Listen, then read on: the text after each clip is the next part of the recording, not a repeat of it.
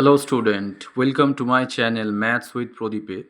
একটা নতুন ইন্টারেস্টিং অঙ্ক নিয়ে চলে এসেছি। দেখো, এখানে a cube plus a square minus two a minus three equals to zero. এটা একটা ইকুয়েশন দেওয়া আছে, সমীকরণ দেওয়া আছে, যেখান থেকে এ ফাইন্ড করতে হবে, এর ভ্যালু বার করতে হবে, where a belongs to natural number. A natural number, তার মানে এর ভ্যালুটা 1 2 3 4 এরকম কিছু হতে পারে। ঠিক আছে, ফ্র্যাকশন বা র্যাশনাল নাম্বার আসবে না।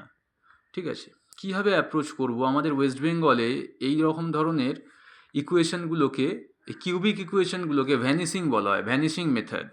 ঠিক আছে, তো আমরা ওই মেথডেও আসবো। আমরা এটাই কীভাবে সলভ করছি দেখো, এটাকে বেসিক্যালি ফ্যাক্টরাইজ করতে হবে লেফট হ্যান্ড সাইডটা।